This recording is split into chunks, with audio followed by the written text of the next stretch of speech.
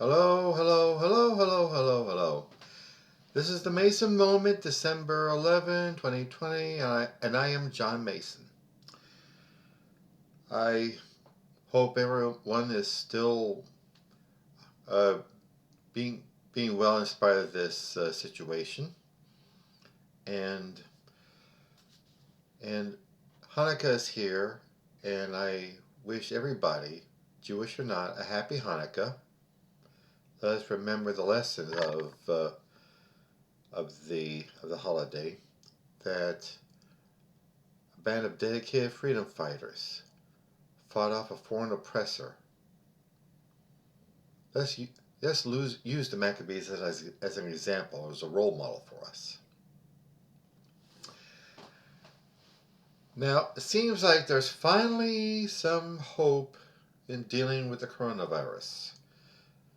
The FDA is, at this moment, going over uh, the the uh, the vaccines manufactured by Pfizer and BioNTech, that's the German firm. And once it is approved, I'm very confident it will be, people getting first crack at it are healthcare workers, good. Medical workers need all the help they can get. And residents in nursing homes. That's great. We're all going to get our share. Well, that reminds me, a whole bunch of myths and lies about the coronavirus. No, about the virus are being put out. About, well, primarily by our commander in chief. He put out the idea, started out with the idea that, well, it's just a seasonal flu, no big deal. It'll go away by the spring. Meanwhile, we're coming up to 300,000 deaths. If our president took action a lot earlier, we would have nipped this in the bud. We would have had it under control. Some 15 million Americans would not be ill. Healthcare workers would not be overworked to nearly to death, to exhaustion, to severe stress. If he'd have taken action a lot earlier, people wouldn't have to be out of work. And close to 300,000 Americans wouldn't have to die. That's the legacy that Donald Trump leaves behind. May his name be cursed forever. But I'm very glad that for the vaccines have been manufactured to come out. But in the meantime, we have to keep this damn thing under control. Please continue to wear your masks, social distance, and wash your hands. I know it sucks not being near your loved ones for the holidays, but we gotta fight this thing.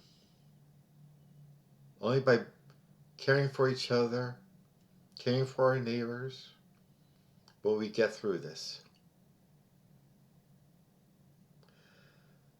And now we come to the silly political game playing going on in Washington, which is both silly and dangerous for us. The Democrats in the House and the Senate have been trying to push through a coronavirus relief package. Originally it was about $3 trillion, but trying to reason with Mitch McConnell, the man who damn near owns the Senate, they had to pare it down to $900 billion. Even that McConnell won't approve of. A good coronavirus relief package will have aid to working Americans who need help. The mortgage moratoriums are about to run out. Unemployment's about to run out. Credit cards are maxed out. Working people need help. They don't have their jobs are closed because of the pandemic. They need help now. And what's McConnell want? Liability protections for corporations due to the pandemic, like not holding them responsible for the health and safety of workers during this pandemic. Also, more tax breaks for corporations, like a tax break for 100% tax break for corp business lunches, business related meals. Our tax dollars are going to be paying for capitalists with capitalists worth millions and billions of dollars, and we got to pay for their free 3 martini lunches. I urge you to get in touch with your senators and Congress members, Republican, Democrat, what have you. Tell them working people, low-income people need help right away. No more game playing. No more corporate welfare. Money back into the hands of working people so they can buy groceries at local stores, buy clothes at local shops, and take care of their families. That's what's important. But they don't know that. But our leaders must know that. It's our numbers, our voices, are our only weapon. And I must also bring up the other political game plan that the Republicans are doing, like denying the reality that Joe Biden is going to be our next president, and doing everything they can to play to the base to invalidate the votes in his favor, his votes, not their votes. Like Republicans in the Republican legislators in the Pennsylvania legislature have been trying to have mail-in ballots invalidated and deny the and there's even been movements in legislatures to just invalidate all the votes by the public and have and for them to elect the electors to the Electoral College. Wrong. But the Republicans are still at it. In fact, 106 Republicans Congress members, people should know better, people who know better, are taking part in an amicus brief straight to the Supreme Court to invalidate the votes of Wisconsin, Pennsylvania, Michigan.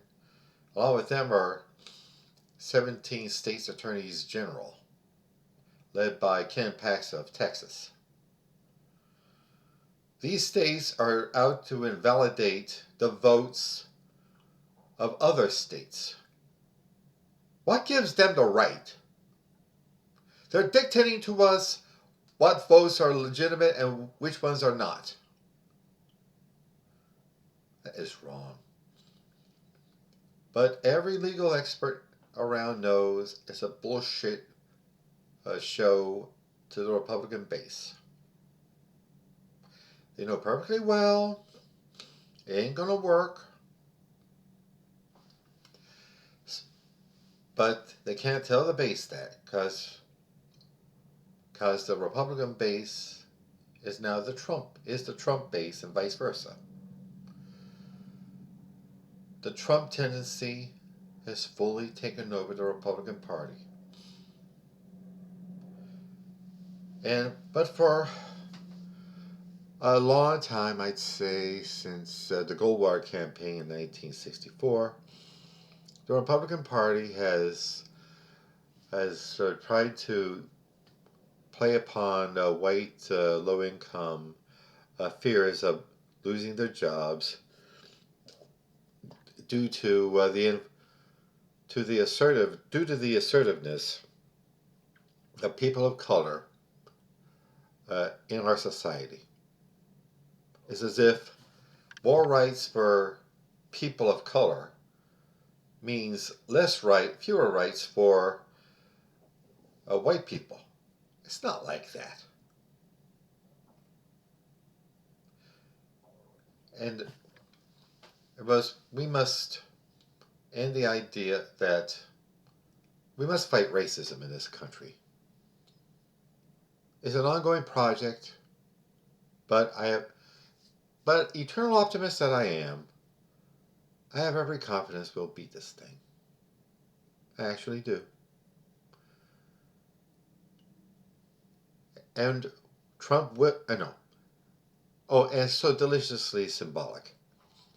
After Trump leaves the White House, the GSC, before Biden goes in, the General Services Administration is going to do a deep cleaning, a disinfecting of the entire White House to ward off the coronavirus.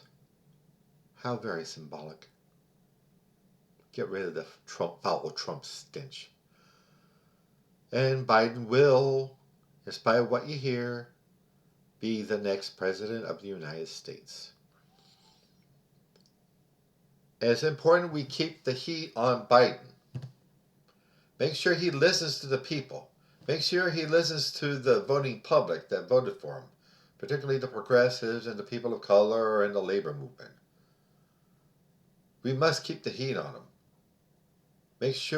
Keep an eye on him. Make sure he stays on track for the people. And that's what we believe in, and we're not going to apologize for it. Okay. Again, I bid everybody happy Hanukkah, a good weekend. Let's keep the fight up. Bye.